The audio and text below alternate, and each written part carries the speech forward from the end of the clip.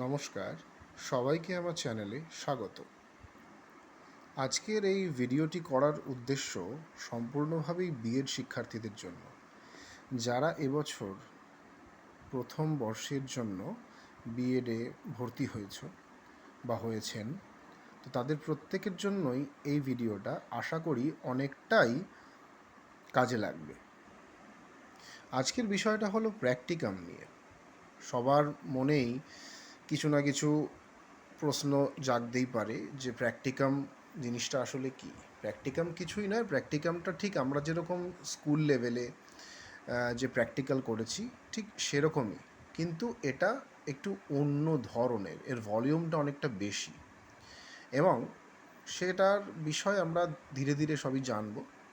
তবে বিষয়টা হলো এই যে যখন আমরা প্র্যাকটিকাম করতে যাব সেই সময় আমাদের যে লেকচারার, কলেজে যারা আমাদেরকে পড়াচ্ছেন, ওনাদের গাইডেন্সটা অত্যন্ত জরুরি।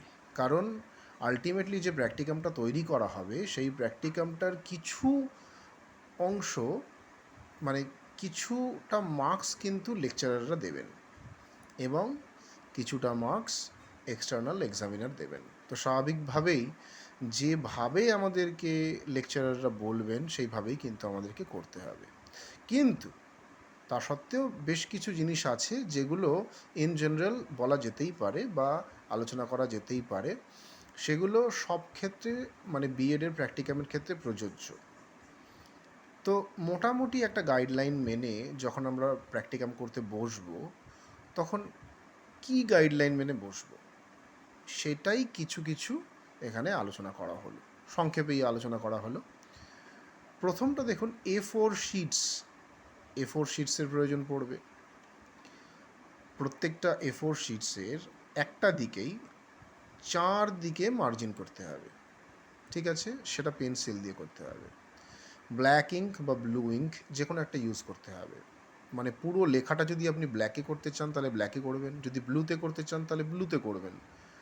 আর যদি সাবহেডিং করতে চান বা হেডিং দিতে চান সেক্ষেত্রে তার আন্ডারলাইনে আপনি অন্য কালি, মানে যদি ব্ল্যাক ইউজ করেন তাহলে ব্লু ইউজ করবেন, আর যদি ব্লু তো লেখেন পুরোটা তাহলে ব্ল্যাক দিয়ে আন্ডারলাইন করবেন, ঠিক আছে?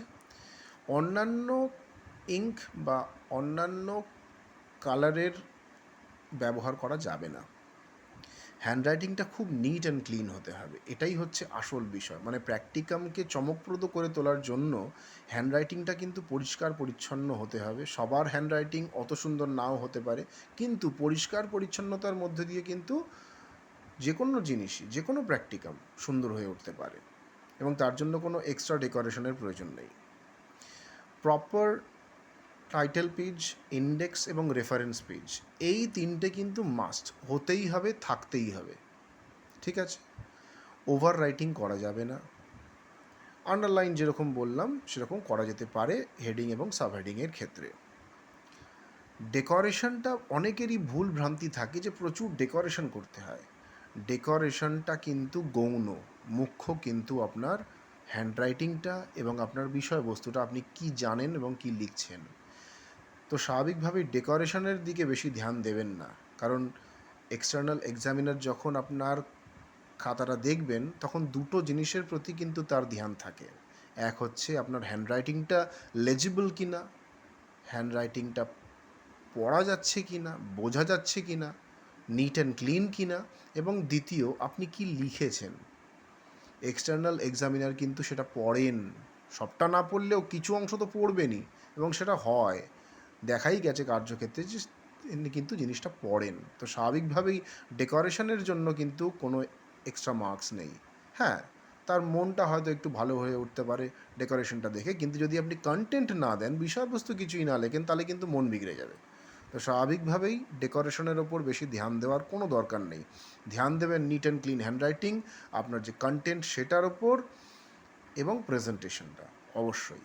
এবং লাস্ট হচ্ছে নিজে করবেন। জেনারেলি প্রচুর লেখা থাকে, 180 পেজ, 200 পেজ, তারও বেশি লেখা থাকে। চেষ্টা করতে হবে নিজে লেখার। নিজে লিখলে অনেকটা সুবিধা আপনি কিন্তু পাবেন। কীরকম সুবিধা পাবেন? যখন আপনি কোনো প্র্যাকটিক্যামের কাজ নিজে করছেন, স্বাভাবিকভাবেই মাথায় রাখতে হবে এক্সটার্নালের কাছে যখন আপনি যাবেন তখন কিন্তু তিনি প্রশ্ন করবেন প্র্যাকটিক্যালের মধ্য থেকেই, এবং স্বাভাবিকভাবেই আপনি নিজের কাজটা নিজে করলে কী হবে, আপনার কিন্তু নখদর্পণে থাকবে যে কোথায় কী আপনি লিখেছেন বা কোন জিনিসের কী মানে। খুঁটিয়ে খুঁটিয়ে কিন্তু প্রশ্ন করা হয়, এটা কিন্তু মাথায় রাখবেন। এরকম ভাববেন না যে স্বাভাবিকভাবে দু এক ধরনের প্রশ্ন, আপনি কোন কলেজে পড়েন বা আপনি কী করতেন, এসব কিছু কিন্তু জিজ্ঞাসা করবে না। আপনার যেটা লেখা রয়েছে তার মধ্য দিয়েই কিন্তু জিজ্ঞাসা করবে। কাজেই স্বাভাবিকভাবেই যতটা পারা যায় নিজে করবেন। হ্যাঁ, গুগল, ইউটিউব এই সমস্ত সাহায্য তো নিতেই পারেন, কিন্তু লেখাটা কিন্তু নিজে লিখবেন। ঠিক আছে? তো আশা করি কিছুটা হলেও আপনাদের হেল্প হলো।